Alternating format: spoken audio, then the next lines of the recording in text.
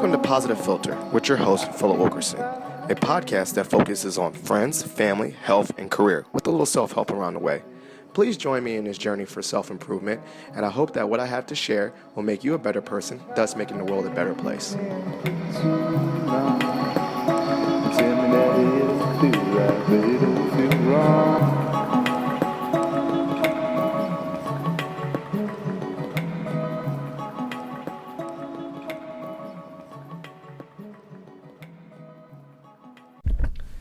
Hello, listeners of Positive Filter. Okay, I'm not going to go with it. It's your host, Philip Wilkerson, a.k.a. Ill Phil, a.k.a. The Illest, a.k.a. I go to sleep at 10, wake up at 6, a.k.a. I got 2 kids. Chase your dreams before you have kids, folks. And I'm joined today by 2 guests. I want to give them a chance to introduce themselves. So go ahead. Hello, everyone. My name is Cody Borden. I'm a student here in college, and I'm about to graduate next semester, and yeah, I'm excited to be on the podcast. Yeah. No AKAs. AKA, I'm... AKA, I have no clue. I got you. Watch this. I can finesse this. AKA Young Drake. AKA he got better sneak shoes than me. AKA host of his own cable show on TV. And we also have with us... Okay, my name is Angelique and Cody. Sorry, y'all. Okay, I am a senior. I'm graduating in 9 days from college, so I'm really excited about that. I don't have any my radio, my DJ name is DJ AA.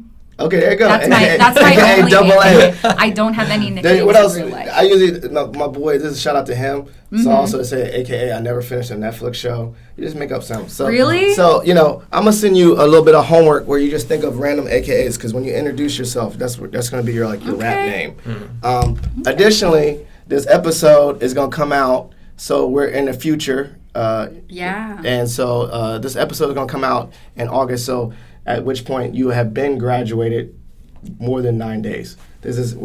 We have jumped into the future. Yeah. But let's pull it back, because we're not in the future now. We're recording this way earlier before my podcast break. Mm-hmm. Tell the listeners a little bit, both of you guys, about your journey in college.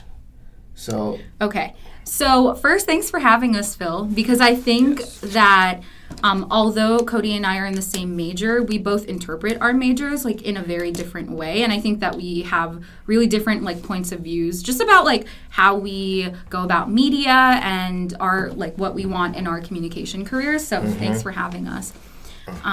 But I don't really have much to say. Okay, I'm. I guess throughout college, this is the first time you don't have much to say, no, and then you're doing all kinds of stuff on campus where you do a lot of talking, and now you're I can't even say camera shy, you're podcast shy. Podcast shy, yeah. There you go. Okay, I came into college wanting to be a TV producer, so more behind the scenes. I knew that I loved media and TV. Okay. Yes. And I love that kind of environment, that fast-paced, very deadline-driven environment. So I knew that I wanted to be in TV behind the scenes. And then not until I joined student media did I realize, I think I have a shot at being a reporter. And later I'll talk a little bit about how mentorship really helped me too. I love that. Yeah. Perfect. So that's a good overview. And then what about you, Cody? I came into college, originally I wanted to be a sports broadcaster. Okay. But after my first semester, I realized that would almost put me in a box, because if you're doing sports,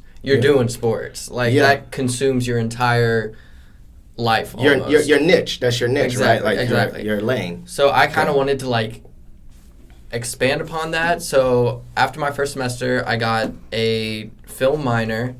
Okay. And so I'm a journalism concentration with a double minor in sports communication and film and media studies. I like that. So with that, I've kind of set myself up so no matter what aspects of media I want to get into, I have some experience in that, and I can just jump right into it. I was saying more and the thing I'm pulling out is that one is that you're both chasing your interest, you're interested in media, but two, and you said you're not pigeonholing yourself into a niche. You're making yourself maybe more so a jack of all trades, meaning the skills. So if I know a little bit about video production, I can do this part. If I know a little bit about the different medium of recording, I know that part. And so I'm not over fixated if you still want to do sports, you still can with those different ones. But if it's not just sports concentration. But that's great. But I pull it back. Like first of all, y'all are my A+ students. If I could go back in a time machine, I would definitely hang out with you guys rather than drink my face off in college. But what were you doing in high school? Did this love for using media and doing radio and all this stuff, did this start before college, or did you find yourself in college and say, I want to do this stuff? Okay. Well, I've always loved entertainment, music, television, late night TV shows, movies, professional wrestling. No, I love it, man. I can nerd out on net wrestling. Yeah. This podcast, I gotta let y'all know, guys. Like, this is basically this podcast is. I only do the outlines. I do this for me because if we let me go on my random tangents, I could talk about Sweet Chin music and we can go off of there. So don't think that you had to follow this outline or any of this stuff. This is literally to rein Philip in because we could go on tangents. But you liked wrestling. You liked entertainment. Exactly. So I wasn't like the most extroverted high school student. So I don't know. I guess I would find myself in the media I consumed. Like exactly.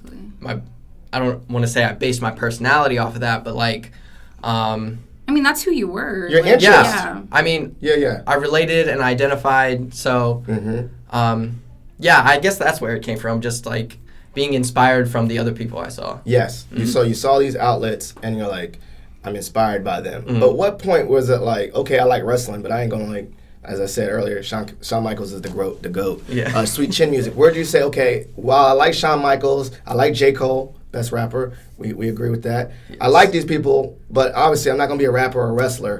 Where you was okay, let me find a different lane to exhibit the things I like about these people. Well, the common thread in all of those interests was media. It's all media stuff. So, if I could, I don't know, be a wrestling analyst or a music interview person or a sneaker reviewer or whatever, I could do that through the common thread of media production and media knowledge. Nice. Perfect. That's so true. And then what about you? Did you come in that, did you develop in this desire to get into that in high school? Yeah, I would say high school is where I really found a love for media, TV and film. But more specifically in high school, I was in a vocational program in Loudoun County. So it helped me kind of streamline my career focus in TV production. So it was a TV production course, and we had assignments on lighting, audio, video, all that kind of stuff. So to really prep us for a college career, or even if people wanted to go into that industry post high school. Just straight out of high school. So it was a really great environment to be in. And like Cody said, identifying with the TV and film that you consume, it definitely resonates. Yeah, I definitely started podcasting, and then I found my podcast voice based on the podcasts I listened to. So my podcast lane wasn't some storytelling podcast lane. I have one of my homeboys that he it's almost like a S-Town, and it's more like a story. I was like, first of all, I don't have the time to do editing like that. And then I started listening, and what I commonly found I like to do was interviewing people. Yeah. Interaction. So I was like, okay. So I do agree that you find things that are in your lane, and then you try to adapt it to what can I tangibly do myself that, is my personality. Yeah, absolutely. Which is cool. So did you do media stuff in high school? Not really, because I grew up in a really small town, so unless you were being a farmer, you didn't really have opportunities in high school to do it. Okay. I did go to a camp one time in New York City that was based at the New York Film Academy. Yeah. So that was my first exposure to this is what a camera is, this is how you set up a tripod, stuff like that. That's dope. When was that? What grade was that? That was between 11th and 12th grade. That summer. It was there. Yeah. So, and I see the two different lanes. So, when you came in as a freshman, and now I see you're coming from a vocational school, and you came in wet behind the ears. Did you see like, wow, man, like certain people as freshmen already knew what to do with these cameras? Did you feel like you were at a different lane? And then maybe did you on the flip side was like, hold up, you don't know how to use this? I've been know how to use this. Like, did you feel like the high school preparation brought you into this brought you into the university at different levels of skill? Yeah, so with that experience, I don't really, I mean, I think I had an advantage over some folks, but it was still a learning curve and a learning process for me as much as anybody else. Yeah. Because, I mean, that's what media is. It's just kind of a very continuous learning experience, especially when you are dealing with production and, dealing with equipment and all that kind of stuff. So, yeah, I think I had maybe a little advantage over some people, but... You didn't feel it? You didn't think it? You didn't walk in the room like, No, definitely not. I made the same mistakes. I made the same mistakes as everyone. I broke some equipment. Nice. I made the same mistakes as everyone else. I love breaking stuff. Yeah. No, I'm just saying. My wife thinks I do. Like legit. Like she was like, I swear to God, if you bought this camera or this Zoom thing, I told her how much it cost. She's like, I swear, did you get the warranty? Because I'm literally just a bull in a China bull. Is it bull? Is it bull? It's bull. Bull in the China shop. I was about to say ball. I don't know. Bull. The bull in the China shop. But yeah, so you broke some things. What about you, Cody? I came in with no experience in my eyes. And that's partially what kind of turned me off to sports because there's this other student here that coming into college, because he wanted to be a sports broadcaster too. Yeah. And he literally had like hundreds of hours of experience coming into college his freshman year. Like, so, you already did stuff in high school. Exactly. Like high school sports. We're good friends with this person. We love this person. Yeah. Like, no, there's no beef here. Yeah. No shade. There's no shade at all. But you saw that. He was like, wow, this dude already got all this experience. Yeah. So I was like, okay, I'm going to be competing with this kid, and I'm not even dead set on sports. So that's when I was like, okay, there were other factors too, of course. Of course. I think that does this. It did this. I can understand. I can empathize that too, like where you go into the different ponds, as they call them. Like, you're coming from a small pond to the ocean, right, with the sharks. Or like, for me, like when I got into my master's program, and there's another tangent, Philip Wilkerson Tangent King. I could add that to my AKA Tangent King. But like, I when I started my master's here at this institution that I work at, undisclosed, everyone knows. We had a school counseling program and a community agency program. And when I went into the school counseling program, I realized, okay, same thing, competition. I'm competing with all these people. Eventually, when I graduate, we're going to all be fighting for the same school counseling jobs. But I had to stay here in Northern Virginia. So at which point, we all, like, there's not a plethora of school counseling jobs. So I kind of did similar to what you said. It's like, well, if I study the community agency counseling, which had classes in drug abuse or career counseling and all this stuff, I could be a, we'll quote, counseling jack of all trades, meaning like I wouldn't be pigeonholed. I get the same skills as a school counselor, how to talk to people and build rapport and take notes and all that. But then like, I'm not fighting with 1 out of 20 to get a school counseling position. I can kind of bounce in different lanes. So I don't know if that connects to your story a little bit because it's like wow, like so. I saw that people in my classroom like, dang, we're gonna be fighting for the same school counseling position, and this person already worked in Fairfax County. They already had this experience in Fairfax County. Of course, when they apply for a school counseling position in Fairfax County, they already have an advantage. And so I agree with like, okay, then what skills can I get and be like more of a jack of all trades to, be employable or also attractive to multiple different employers. So I studied, like, we had classes and classroom opportunities in the counseling community agency that the school, because all they focused on was school.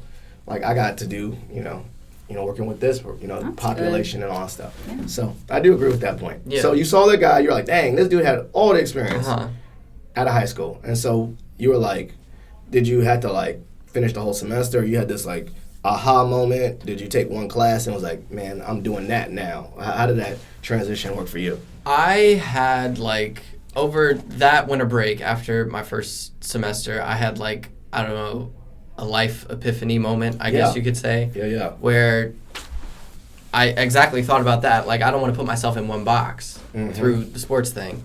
I want to be able to bounce around. I want to be able to do what I want to do. I want to create the media that I want to create. So that's where the decision came in. And then in the spring is when I added the film minor and birthed the idea of my show, which we can talk about later too. Yeah. Love. Who's on there? And yeah, that's just where it came from and how it got to be what it was. And with this, both of you guys, are you, in regards to this media outlook and being so young, do you have did your parents have influence? Did they do this as occupation? Did they know what you're doing at all? Like, quite honestly, my dad didn't even know I worked at this college for a whole year that I worked here. So I understand that. So they like, what you do with that counseling degree? Like, they don't so certain people from a certain lane, your parents, or they're like, do you got money? They don't know what you really do or what you want to do. How's the parentals in that? Do they know what you want to do?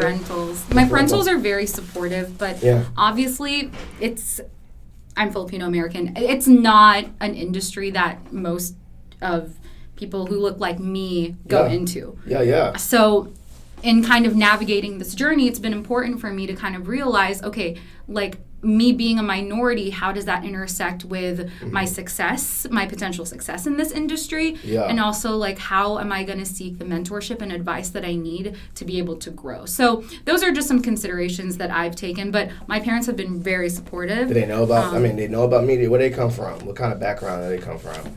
I mean, they come from very rural areas where, like, what I want to do in news reporting, they saw a whole difference because obviously I grew up in the Philippines. We grew up in the Philippines. Oh, you grew up in the Philippines? Yes, I grew up in the Philippines. So very different media landscape there than how it is here. Yeah. So I don't think they were so exposed to American news media as much. Yeah. But over the years, been trying to help them. You've been educating them? Yeah, I've been educating them, especially on local news, helping them kind of like what they look at? Yeah, looking at that. Nice, I love that. And so are you a first-generation student? I'm a first-generation, Big American and student, Oh, man. So you're doing big wings, big lanes, creating a new path. I love that. So you had to kind of tell them, and you're helping them learn about... And I think as time went on, they kind of started seeing my stuff. They started being more supportive of it because they actually saw products in what I was doing. Yes. And also just with me being involved in this, they kind of sought it. They sought out the platforms themselves, which is good. I love that. Yeah. And what about you? Same thing. My parents grew up small town. Yeah.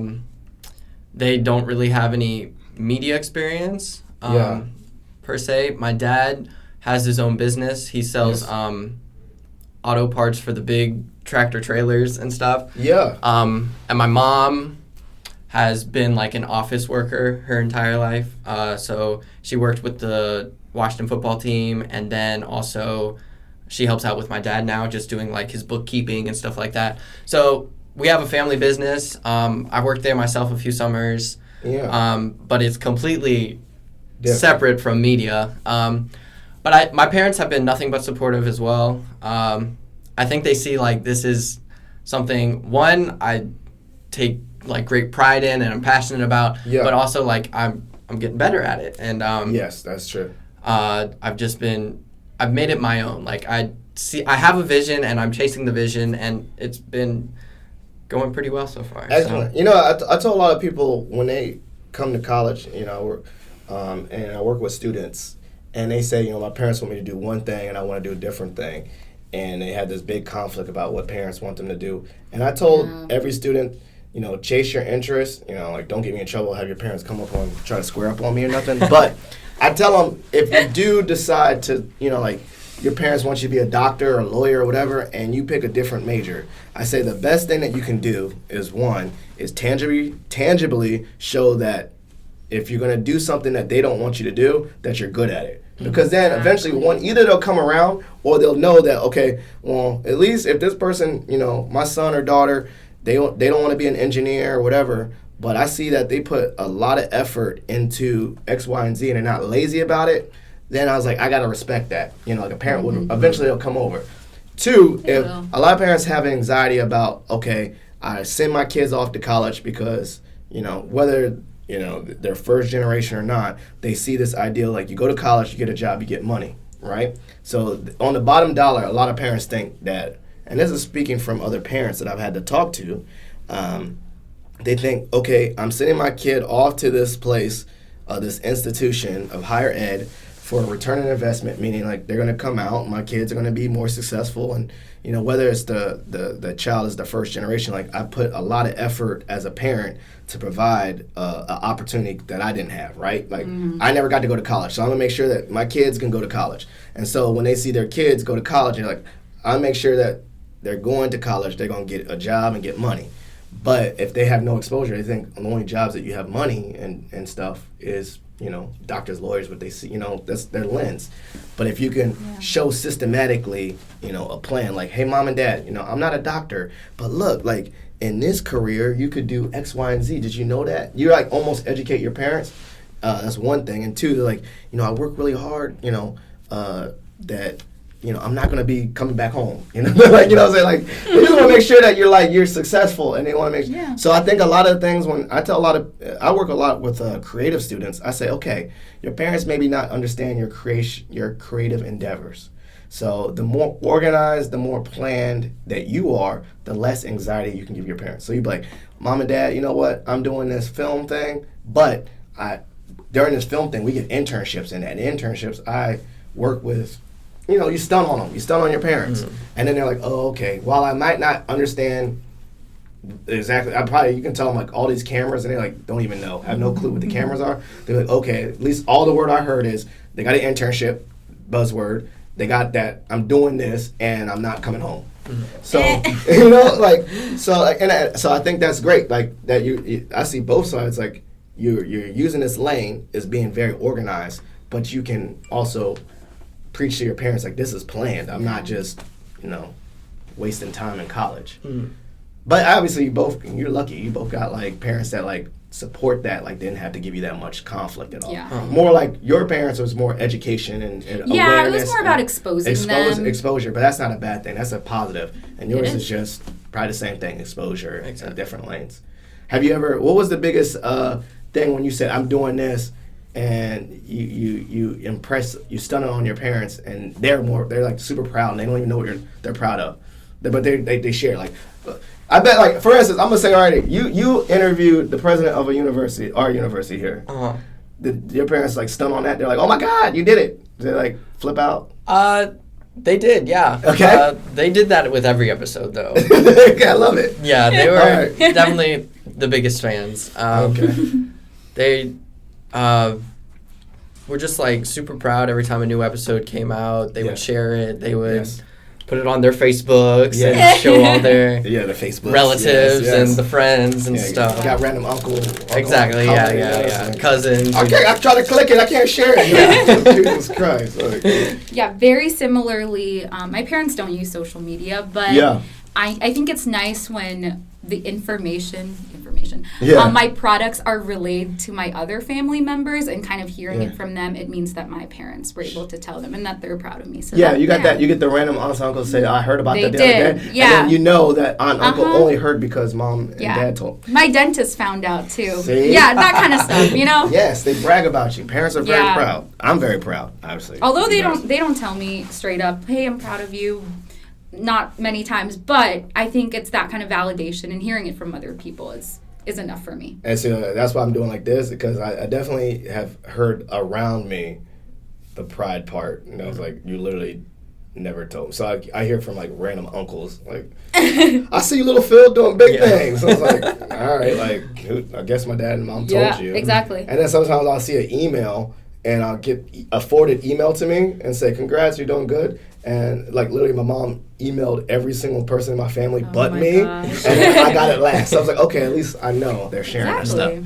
So, bouncing around, you're here, you're in college, you are learning new skills. Yes. You're trying new things, you're becoming a jack of all trades, and you're realizing that what helped me career-wise is just learn a little bit of everything. Just be, learn different tools. Half of it is in class. And we can talk about, you study film. I don't want to know about the class stuff. That's probably not helpful mostly to people like that need to hear this stuff. What I want to know is, what did you do outside the classroom in regards to organizations, but also self-learning? Because you had to, I tell a lot of people, especially in regards to creative endeavors, is while you get to study film, but you don't need to study film to be a director, right? Like, and no shade to the people that put their time into a major, but like, it's more like skills, right? Like, what are you doing to sharpen that toolkit? So tell me about sharpening your toolkit outside the classroom, because obviously, you know, we all can take classes, but what's going to set people apart is like that extra skill development. Yeah, one thing I really have to say is that education does not have all the answers.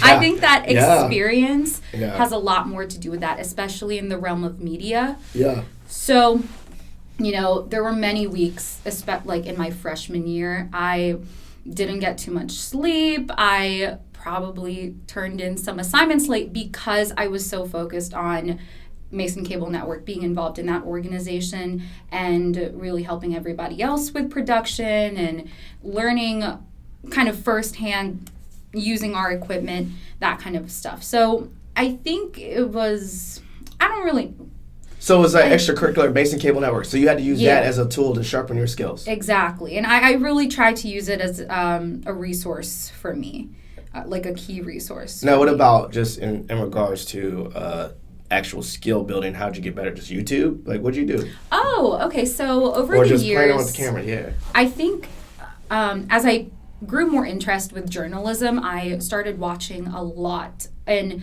following a lot of journalists who I admire in the field. People who, some of them, they work for, I can name them. Okay, Morgan Radford for NBC News. She's one of my favorite reporters. Abby Phillip of CNN, Steve Hartman of CBS. So kind of just being able to follow these folks, even through social media and through the digital landscape. So you follow them on social media? And exactly. And watch their stories, kind of, mimic my... Their talking style? Not their talking style, more of their storytelling. How do they present a story? What makes a story interesting? What even is a story that is interesting to them? And how do I kind of use that as an inspiration for me and what I do in college? So did you take notes or something? Or did you I would take notes. I would watch every single piece of their work and kind of observe. Like, some of them would do really big stories. So I think it was important for me to kind of realize, okay, how can I take this small scale and apply what they did? This is not a face of judgment. This is a face of awe. Like, really legit, you were doing this. I mean, yeah, I wouldn't say I was, like, writing down on my note. Like, I would take mental notes. Oh, I thought you meant, like, you was making, like, references. I mean, you could. I do it sometimes. Well, I do that I do it when I listen to other people's podcasts. Yeah. So I was about to say, I do, like... A lot of mental notes, especially when it comes to watching stuff. Like asking questions. How does this person ask questions? How to do that? I love it. What about you? How'd you sharpen your toolkit? Definitely student media experience. You're not going to learn how to be a magnetic entertainment personality in a classroom. Yes. I'm afraid. Yeah. No. And especially at the end of my college tenure now, this semester class-wise was horrible. This is no like shade to my professors or anything. I'm sure people with like less experience had great takeaways from those classes, but I frankly did not learn much this semester. Well, I mean, I think sometimes you can outpace your own learning. I think so too. Yeah. I think that might not be shade to anyone. The thing, the unfortunate part about any classroom thing is it's a classroom, and we all have different paces and speeds. Yeah. So this positive filter, flipping it. See, look at that. Your boy can finesse anything. But like I said, like you may have done so much more than a typical student that you outpaced the curriculum, meaning you built your own curriculum over the time in college where you already had the skills. Like, I already know how to write a story. I already know a script outline. Because why is this assignment for a script outline? I'm doing already a script outline on a TV show on a cable network. Mm-hmm. So you might have outpaced it. You might have done that to yourself. So rather than talk about the outpacing part and the classes being not up to your par, what were the things that to create that pace? Like, what did you do to get better? Well, through student media, I definitely learned from the other people out there. Angelique has taught me so much. Peer mentorship. Exactly. Okay. I would not be able to do anything if it wasn't for her. So you just ask a lot of questions. Ask a lot of questions. Just do it over and over and over again. Mistakes. Make mistakes. Learn It's from one the of the biggest mistakes. things. Yeah. And like then that. Cruz Sanchez as well. He taught me so much. And then these people, their backgrounds. He said Cruz Sanchez. Did you like? What? Give me like a tangible example of one thing where you was like, yo, I need to get some help, and Angelique helped you. I love this. I love the peer mentorship part. Literally, when I was a freshman, before I had my own show, I was involved with the news on campus here. And I had my own segment called Freshman's Corner, where I'd go out and basically interview freshmen about like topical things. Like in October, we had a Halloween segment. Yeah. We had like a spring break one, stuff like that. Yeah. So the first time I did it, I was absolutely clueless because I only had that limited camera experience and stuff. So I literally hooked up with Angelique, and we got much better at it as we got moving along throughout the year. What part was the clueless part? You just didn't, like, you had the microphone not plugged in? I literally I was literally sitting there with a camera, and I was like, why is it so yellow? How do you change the color? Like, is the audio working? Like, what's the tripod? How do I set it up? I love it. So yes. Angelique already having all of that experience. And see, these are the things you don't think of. Like, look at it. It took me about a year before I bought this tripod thing. You know what I'm saying? Like, you're right. You learn.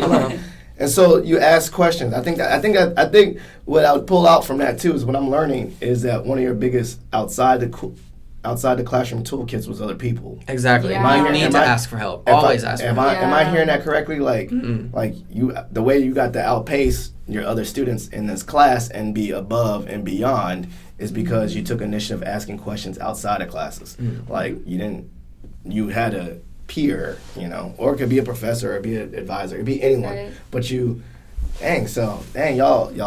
made mistakes. Yes. Terrible That's mistakes. understandable. Made mistakes, broke cameras. That first episode that did you still release it? Yeah, okay, wait. I was going to talk about that. So that first episode that go. Cody released, you're not going to find. It's buried.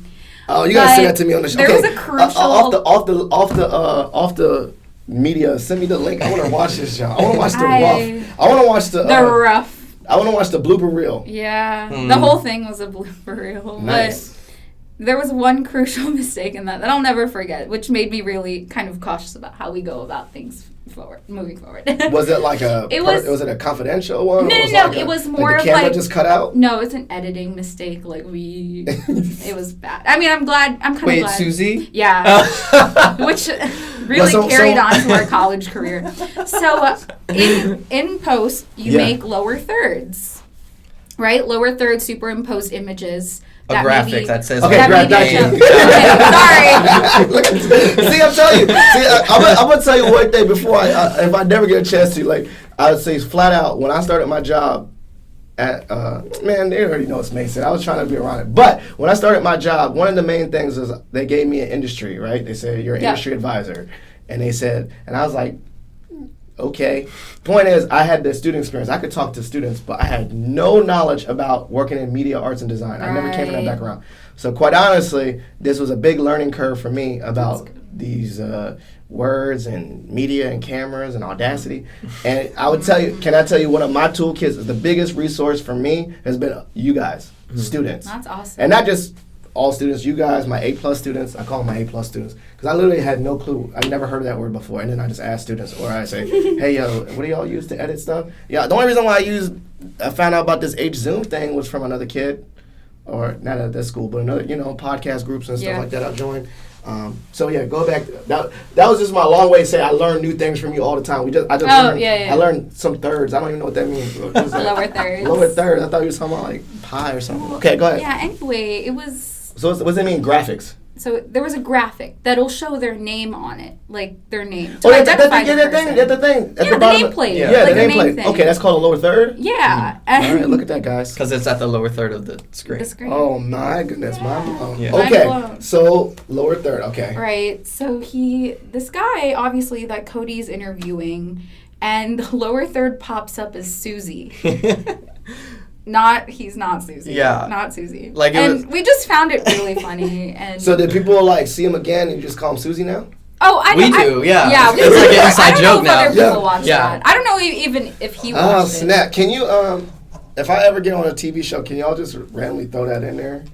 As Susie? Make you Susie? Make me Susie. All right, we can. No, I want a new name. I want a new name though. It won't be Susie.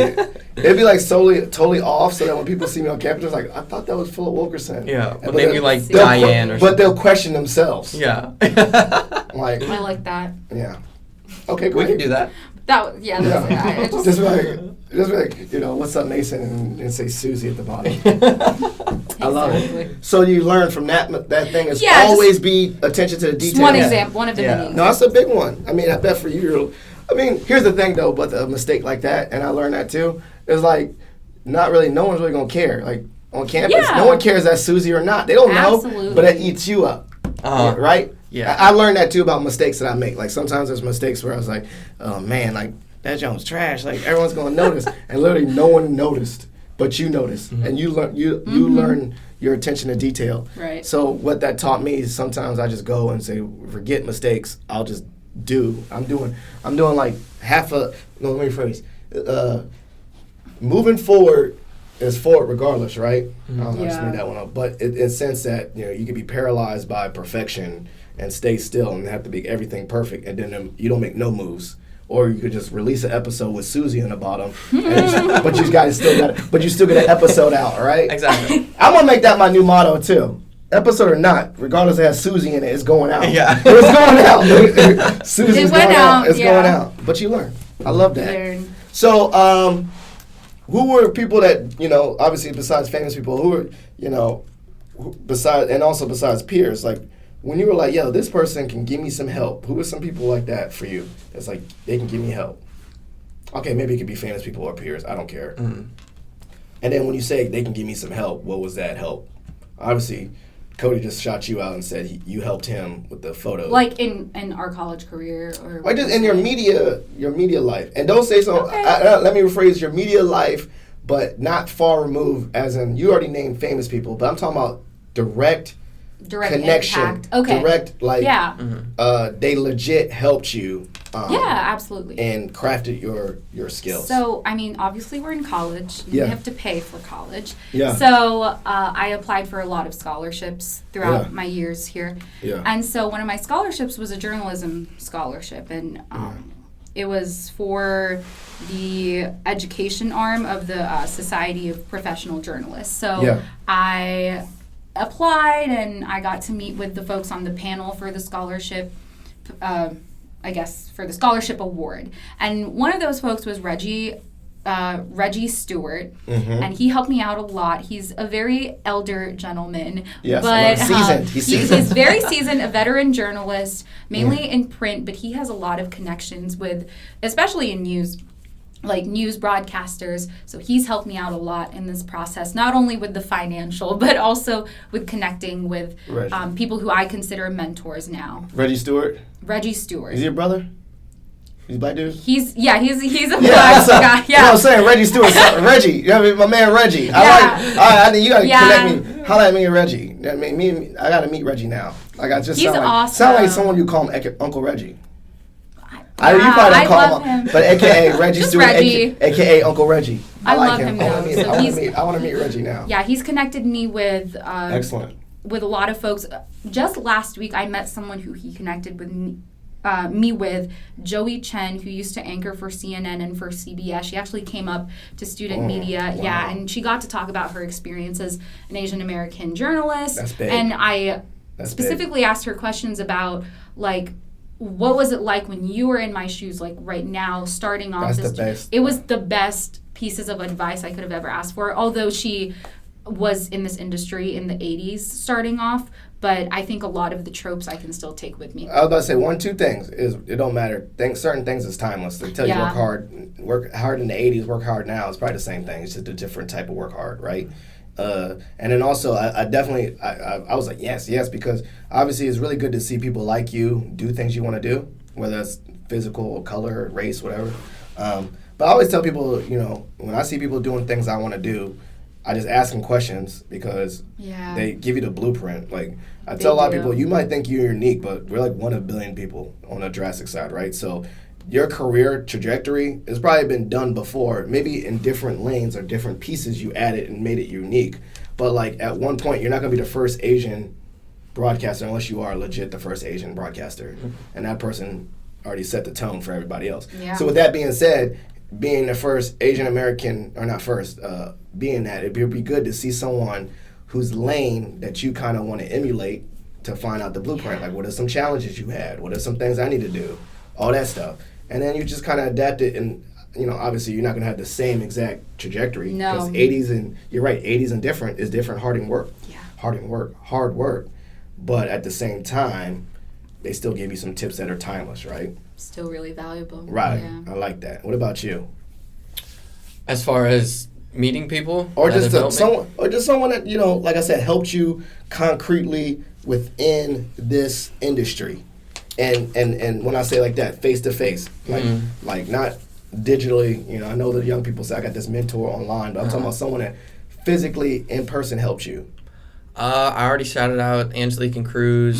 Yeah. Shout out to the old general manager of MCN, Kira White. She was the one that let me have my own segment, which evolved into having my own show. Nice. Professor Roger Smith has taken really good care of me. He gave me a job at WGMU working with the basketball games and setting up the audio streams for those, working with the play-by-play announcer, Bill Rowland. And he showed you some real techniques and stuff. Yeah, he showed me how to set up the streams. He trained me. And even away from that, he just gave me a job so I could have some income during the semester, which is important for groceries and stuff like that. Yeah. So it's just the subtle things that yes, they're taking care of you professionally, and you can tell they care about you as an individual as well, because they want to see you be successful and all of that. Yeah, for sure. I definitely have people like that in college too, and those people are memorable. And I think more I really don't remember what I studied in class, but I definitely have I could shout out a history professor, H. Galfan, my man H, who just was cool, and I could go talk to him in the office hours. So that definitely is a big piece of educators. It's not just in the classroom; it's outside the classroom, and that's why I probably think about that pacing too. It's it's not all about instruction, right? If a kid comes into your college or your classroom, I have I feel a responsibility. Okay, they can learn A, B, and C or be good at math, but are they also a decent human being afterwards? Are they a better human being? And you use education as one tool to be a better human being. I would say the one tool is hopefully within the realm of curriculum, they're more skilled. But then also in addition, you want to be more skilled and a better human being. You know what I'm saying? You don't want to just have a bunch of accountants but have trash morals. You know what I'm saying? Or just work ethic, the intangible things attention to detail and all that stuff. Those are transferable to all careers. Now that when you do a news story, you got to be very particular because now you have your lane. And maybe it could have gone to just the campus, whatever. But when you work on NBC4, right, you got to make sure that now you're gonna have to be very careful because the lower third. The lower third. So these are all just learning opportunities. I think it's great that y'all doing these mistakes and making it now. Yes. Because you make it now, it's straight. It's laughable. Mm-hmm. I think even if you make laughable. Also at the same time, if you make them later in life, it's still laughable. But we try to prevent that. Yeah, and I think people are so afraid of making mistakes. Just do it. Nike, shout out. Oh, we love Nike. Sponsored by. Yeah, just do it. No, I agree with you. I like to live by the philosophy. Maybe this hasn't really worked out well for others, but it helps me. As I sometimes act let me rephrase. I act before my brain can catch up and get scared. Mm-hmm. So it's a little bit in certain situations. It's not super reckless, but it's half reckless. Yeah, it is. Because then at the same time, then I just do it, and then as you said, then I can make mistakes and outgrow from them. And usually they're not that serious. Most people's mistakes in regards to, unless it has an effect on someone actually physically getting hurt or emotionally getting hurt, most mistakes are just not that serious. no one got hurt when Susie. No. I love it. I'm gonna use that as an example for everything. And it's funny now. But I'm It's saying so no funny. one got hurt, and you learn something. Uh-huh. It's not like you ruined someone's reputation and all that stuff. No. Nothing got hurt. So allow yourself to not take the weight of mistakes because it's not that serious. Mm-hmm. Quite honestly, it's not that serious. not that serious. There's more serious. They are serious mistakes. Is this don't drink and drive? That's legit. Don't just act. Oh, I'm gonna live in the moment and drink and drive. You can kill someone. Mm-hmm. But then you saying something on an email and spelling someone's name incorrectly. I mean, the lesson you'll learn is to be more attention to detail. But no one got hurt. Shout out. My name has one L, not two. To anyone that's sending emails to me, I get that all the time. Mm-hmm. So those are mistakes that everyone makes all the time without thinking. So it's changing. This is the part where I want you, to school me. First of all, I learned something about the lower third. Tell me how is this media changing? Like obviously you're the youth. TF youth. I can't say F's really well. TH. How do you say teeth? Teeth? Teeth. How's it? Teeth. Teeth. Yeah, I never learned. How to say mouth? Mouth. Right? You're saying it right. I say it wrong. I say mouth. With an F. With an F. Or Oh. teeth. So don't follow me. What word did I even say that was wrong in the first place? I said teeth and mouth. How is it changing? I don't know. That is a tangent. I'm sorry. Yeah. I'm sorry. I got lost. I got the thing is the youth. That's what it was. Yeah. Oh yeah. I'm learning from the youth. It's gonna come back to me. So what you can teach me, school me. I'm Uncle Reggie here. I like him. I want to meet Reggie now. I know, he's amazing. I love to meet him. So what are some things you have to be like, hey yo Reggie, this is what we don't do this no more. Like what are some things you learn that you can school me? And not Reggie. I'm figuratively. Yeah. I'm figuratively the Uncle Reggie. I'm not really Reggie because he probably knows a lot of stuff. But what are some things you need to teach these baby boomers and supposedly I am a millennial. What are y'all? I consider myself a millennial. What are y'all supposed to be though? Gen Z. No. That sounds Right. like I don't even know what that means. That sounds like a K-pop group. I'm not a Gen Z. I can't identify. or like Gen X. Remember them? The Marvel comic people. Nerd out. But okay. Oh yeah. Yes. So what can you teach the older generation about media changing? What are some things that they need to be aware of? What are some things that these old ways that we need to break away from? And let me when I say this, like the things that you're using as students or just you see the young people using. I'm saying young people. Golly, I feel so old. People. Yeah, the youth. with a TH. So, yeah. Because we said Is it bad to say, I feel like I learn so much more from the older generation. Oh, I love it. Then, yeah. Okay. Sure, no. Like the value of a thank you note or being able to just drop an email because older generations like to use email. Yeah, for sure. I like that. That kind of stuff. So you learn that from them. But what are you schooling them on then? I love that. I actually still do thank you notes and awards and things. Yeah, that kind of thing. I love cards. I would say in our field specifically, don't be afraid of technology change. Yes. Tinker. You have some people that are really dedicated to print journalism. Yes. And unfortunately or depending on your interpretation of it, that's going away. And you think and let me rephrase. I see that, I'm just looking on Twitter. That's how I get my news. Exactly. I get my news on Twitter. What happens is I see a real small article. I click the link and then I read the full article. So I am still reading a full article, but the article comes to But that's how you get it. Yeah. The article comes to my attention through a Twitter news feed or a social media tweet. But at the end of the day, I definitely still get hard copies of things.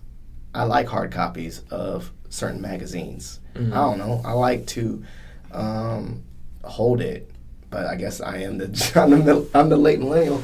You think that's really gonna go away forever? Eventually, yes, but also with the stuff you're streaming, you don't have too many people with cable anymore. You're just getting it off Netflix or Hulu or YouTube even. So the way we consume media is always changing. It's always been like that since. Yeah, no, you're right. Like media. They used to watch. Before TV. My grandfather loved boxing, but he was legit listening to it on the radio and pretending like how do you. And now the TV. Oh my God, it blew his mind. You can see the boxers punch each other in the face. No matter where you live, you could be on the other side of the globe and still see. Yeah, like my grandma, before she passed, she used to love listening. She would listen to the whole baseball game, sports in general. Wow. People love to listen to the game of sports, but now we watch baseball. So maybe eventually, I know you're right. It's gonna be like streaming services to watch baseball or how it's covered or whatever. But there's also, I love the part, the old versus new, the traditionalist. There's nothing like going to a ballpark and watching it with your eyes. There's nothing like, regardless of. I can send you a nice email, but can I write you a handwritten thank you note? The tangible holding the thank you note feels so much, it feels good. So I don't know. I definitely am on this line, like, are we really going to get rid of paper? Maybe we need to say the trees, but it's like, there's something about, I guess, the tie to memories and nostalgia and feel that you can't get with just, like, looking at a news article like this, which I know, like, they're doing a lot of the things I'm learning is that they're trying to see how every website needs to have a desktop version and a mobile fit into a screen. And my homeboy, he was scrolling. See, I'm learning from everyone else. My homeboy is telling me like we have most websites are right to left or whatever, but they're trying to say we need to make this website only vertical because most people just do this on their phone. Yeah. The listener's not knowing, but I'm just pretending I have a phone in my hand. I do have a real phone. So it's like, yeah, I do agree that digital is going away. But you think, so you're a team, we're going to do a Facebook poll later, and I want to see what the people think. Oh, no. No, I'm going to do that. Team first, what? Team 1 is completely gone and, like, not completely gone. Well, I don't think it'll I don't think ever completely go away. Okay, let's do a Facebook poll then. Let's edit it. What would the Facebook poll be then? Slightly gone, 10% left, like just really super rare. I think it's gonna be super rare. I kind of agree with you though. Yeah, okay, because it's like that now. Honestly, it is. Who gets newspapers anymore? That's our question. Yeah. Who still gets newspapers? I want to know. I think who gets a real. It depends on newspaper? it depends on the area. I think more metropolitan areas like having a newspaper with them. Yeah. But I remember every time I used to get on the metro to go into DC. They didn't give you the full Washington Post. They gave you that little express one, and the guy would hand it to you while you get on the metro. And exactly. it was like a really that kind of stuff I'm thinking. It was an express Washington Post, meaning it was like not super thick and only had like a couple of headlines and stories, and it was very condensed. And they got people on the metro. They got you, and then they'd have a little thing, an insert in it, like if you want more, buy the subscription to a real newspaper. And then no one really does that. And then my dad, who is old school, my dad loves to go to the same 7-Eleven, get a cup of coffee, and he actually buys the packet newspaper. That's so nice. And then my mom hoards newspapers and still has the article when Obama got elected. And I mean, Good, yeah, have that stuff frame. like that. well, no, she also got some random articles, like she did this one too. I'll let you listen to this offline, but I'll just put this here as a reference as an article that she cut out. But I'll say that for later because I don't think it's appropriate for the air. But she cut it. My mom used to cut out newspaper articles and put them on my bed to scare me from doing bad things in life. Oh no! I kept a couple of them.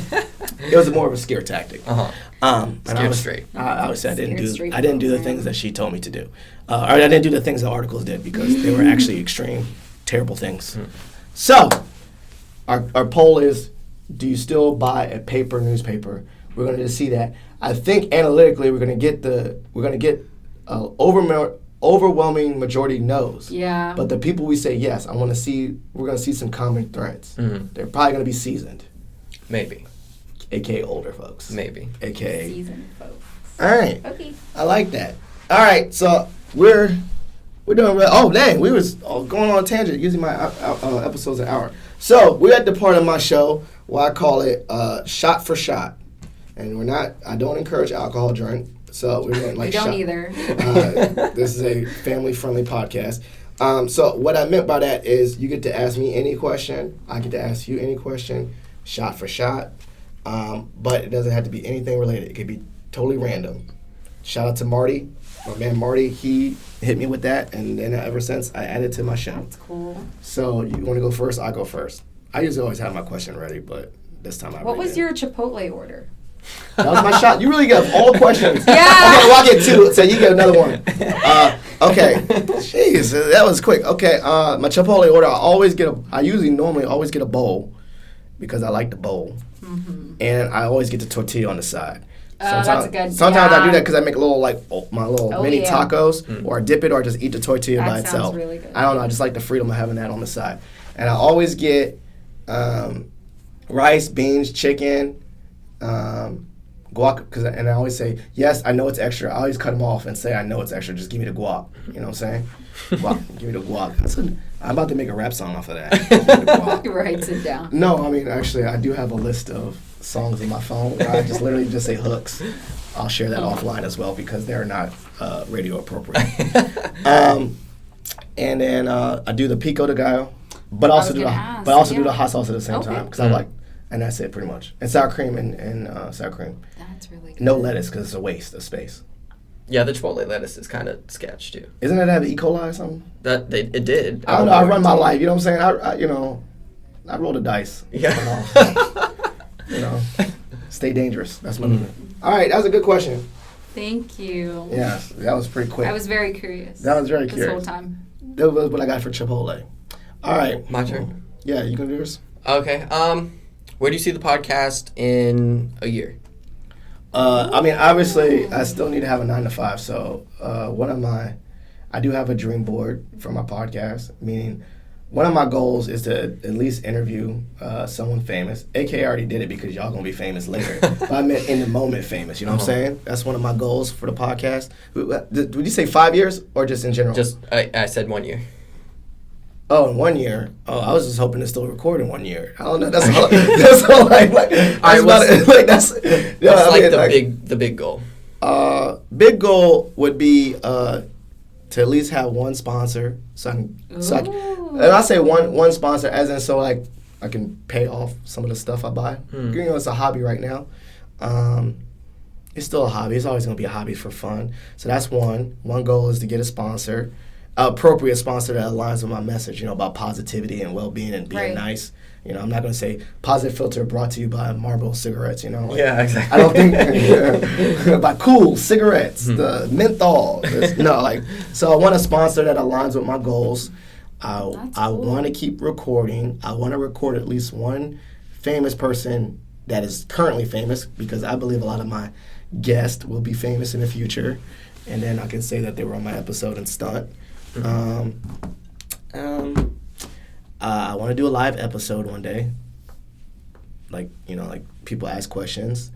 And I want to have 1 million downloads. Overall. Hit the 1 million mark. How many are you at now?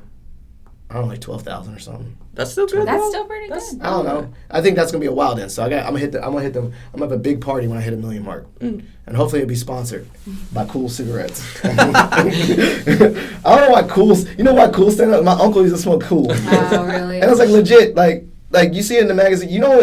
Cool's straight up for black people. You ever see that systematically? What I'm talking about in the magazines, you see the ads. It's legit. They're only selling Cools to these people, and and then the people in the picture. Let's Google images of Cools. You see the man smiling and stuff. It's like doing sports. How you playing basketball and then light up Cools? I think that's another thing we could talk about later. Media and your lens and make you buy stuff. Dang. Advertisements. That basketball game. That basketball game was really hard. I need to cool down with some Cools. Let me catch my breath.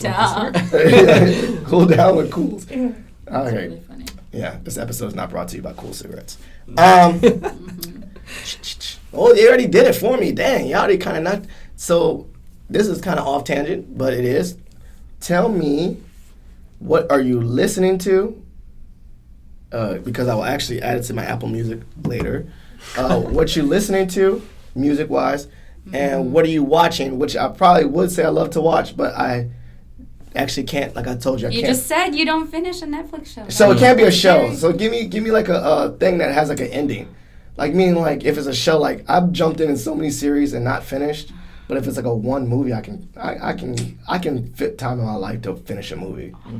I'm still on the last season of Game of Thrones. Well, everyone is, but I literally have not started it. So by the time this comes out in the future, I would have finished, hopefully. That's a tough one. Okay, but yeah, tell me. Okay, that's it. But you can tell me a couple songs, and then if you have more songs in your mind, send it to me, because I'll add it. Oh my God, I'm gonna have Cody talk about this. And then music. Yeah. Every Then I add you. You gotta add a question. I'm gonna ask you another question. But okay, give me some another music. question. every Monday on my Instagram, I Yeah. do a story Okay. with the hashtag Music Monday. Okay. And it's literally screenshots of what I've been listening to Okay. throughout the week. So Yeah, let's do I something. already, Yeah, I already do that have one. some That's good. screenshots That's on it. excellent. Somebody on Dreamville, J. Cole's label, her name is Ari Lennox, just dropped an album. Is it a rap album or R&B? R&B and soul. Her voice is... Okay. Ooh, Some of this is like... that sounds good. just soul music. Some of it's like slow jams, all Okay. of that. So I'm going to have a lot of stuff from her album on there.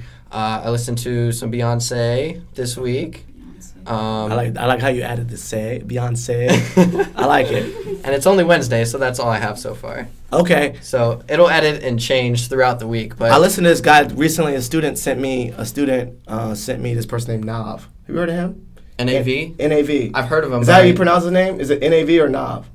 I was just spelling it. I think it's Nav, yeah. Okay. I've heard of them. Who is this? It's a guy that's from Canada. He kind of like, he raps, but he hangs out with like The Weeknd and stuff. I don't know. When I say I discovered him, I started on Monday. Yeah. So the kids, like I said, the kids keep me young. All right, what TV show? You deferred to Cody for that one too, or movie, besides Endgame. You said you don't like Netflix series. I do like them. Oh, like you don't. I enjoyed them. I literally start them. I was like, wow, this is gonna be great, and then I wake up and it's like 6 o'clock in the morning. I fell asleep, but I enjoyed it. I watch a lot of comedies. Okay, which one? NBC right now is airing a show called Good Girls. It's really good. Okay. It's Good Girls is really good. I love it. It is really good. And then on Netflix, they cancel everything I like. All the Marvel stuff? No, just like shows. Like, which one did they cancel that you were bummed about? They canceled a show called One Day at a Time, and they canceled Santa Clarita Diet. I heard of that one. I haven't started. My wife getting into that. My wife watches a lot of shows. So all comedies. Okay. Did I ask my question already? I asked my question and you gave it to... I got my other question. Yeah. I do have my last question. Sure. It's for both of y'all. Who is your spirit Pokemon? Yes. Ooh. Do you even like Pokemon? Yeah, when I was a kid. Amazing. Yeah, that's enough. That's good enough. Yeah. If you still remember the ones from when you were a kid, that counts. The ones on the cards. This was pre... Yeah, I'm not talking about no Gen 2, whatever. I'm talking about the original. Gen Z. Yeah, there's actually like more than one generation Pokemon. There are 8 generations of Pokemon. Okay, I'm stopped at 1. Legit, like Ruby and all these different colors. No, That's Gen 3. See, I don't know about that. All I know is blue, red, and yellow. Those are the original. All the other stuff is too it young. was on the cards. I'm actually getting old where I say that. Like that's too old. That's too new for me. So yeah, we kind of digress again. Your spirit Pokemon and why? I really like the one that has a movie right now. Pikachu. Yeah. Okay, there you go. I really Fair admire enough. them. And what do you like about Pikachu? I don't know. Cute. It was always the card I got. Okay, there you go. Cute, nostalgic. I love Very it. cute. That's good enough for me. Thanks. I'm a big Pokemon nerd. Yeah. So I that's what you mean. know all of them. We're not doing but I'm not a nerd like you to the level of. Stay to the Cody has categories. I know. I do. Stay to the gen. Stay to the gen. Stay to Gen 1? Stay to Gen 1. Okay, here are your categories. Ready? This is rapid fire. Who's your favorite fire Pokemon? Cyndaquil. Which one was that? Gen 2. No, I told you Gen 1. Okay, Gen well 1. Gen 1. See, I mean, this is a cop-out, but then Charizard. There you go. Charizard. Okay. Electric Pokemon. From Gen 1? Yes. Electabuzz. I know that one. Water Pokemon. Gen 1? Yes. These are all Gen 1. All Gen 1. Lapras. Fighting Pokemon. Yo, Hitmonlee. I like Hitmonchan. All right, Psychic. Alakazam. Is that the one with the spoon? The 2 spoons. All right, 2 spoons. He's got 2 spoons. Grass. Tangela. I didn't know there were this many. See, there was. I nicknamed it Questlove because it looks like a Afro. I like that one. Did I do water? You did water. Did I already do fire? I already did electric. I already did grass. Yeah. I already did fighting. You did. What's the catch-all one? I looked it up. Snorlax is nothing. So that's my favorite. Normal. See, Yeah. what's normal? What's your favorite normal one? Which is weird to say normal. Probably Snorlax. Honestly. There you go. Yeah. Snorlax is Normal. Yeah. Okay. There you go, I guys. learned so We much. literally went really fast. I'm actually going to do that jump, too. I'm going to do a pool and say, fill in these categories. Gen 1 categories. Only Gen 1. Gen 1 only, and fill in these categories as your favorite Pokemon. And I'm going to see how many people would nerd out with me. All right. Thank you. So, thank you so much for being on the podcast. This opportunity, like I said, I'll finish on a note. I learned so much from you guys. Actually, quite honestly, I felt more solid in my career working with students because of students like you. You know, you reaffirmed that I'm at least learning the right things or trying the right things. And as I said, I made mistakes too. I don't know half of the stuff about the industry, but I know if I listen and ask questions like, what does that mean? The students tell me, and then I can help other students. So it's really been really helpful to have people to help, like you guys help me. But this opportunity is shout-outs and plugs. So meaning shout-outs, like you did some good shout-outs to your family and friends. You could do some more. And then plugs, things, adventures, social media, Instagrams, all that, Instagrams, anything that you want the listeners to follow up with you, which we'll add to the notes, the show notes, and so that the listeners can follow up with you and your journey. So go ahead, the stage is yours. And speak clearly. Yeah. Okay. Shout out and plugs. You didn't know I do the shout out and plugs? I do it for everybody. I don't feel comfortable. I mean, no. Oh, you want me to do your own plugs? I can do your own plugs. No, I'm good. All right. So Twitter is go. AARINT. So it's A and then my last name. Uh-huh. And then my Instagram is my full name, Angelique and Cody. And what are some ventures you're working on? And maybe a side hustle stuff. So by the time this comes out, I'll be a ways away from Northern Virginia. Bye. So sad. Yeah. And you can, keep up with me on those socials. You'll see where I am. I love it. Perfect. And you, Cody? Me, I'm at a crossroads in my creative journey, I guess you could call it, because I'm not going to do student media anymore because Angelique is leaving and I can't do it without her. And I have only one semester left, so I just want to focus on graduating and stuff. But I am still going to try and make creative content, and that will be through my creative media brand. It's called Ipseity Media. That's spelled I-P... I can't even spell it. IPSEITY Media. Nice. And you can follow us on social media at Team Ipseity. And that's how you can keep up with me. And put it in the show. I'm going to put all that in the show notes so that the listeners that do download, they can actually type it up themselves. That'd be awesome. Thank you so much for being on the episode. Thank you for having us. I don't know, that was it. I thought I had something more to say. Please like and listen to the episode. If you have any questions, you can call my hotline. It's 571-336-6560. That's 571-336-6560. Or you can leave questions. I do Q&A episodes. So send the questions to the podcast. If you like it, share these episodes with your family and friends. And write a review because that helps. All right, bye-bye. Bye. Thank you for listening to Positive Filter, a podcast that focuses on family, friends, career, with a little self-help along the way. If you enjoyed this podcast, please share it with your family and friends, and like the Facebook page, Spreading Positivity of Movement. Thanks for listening.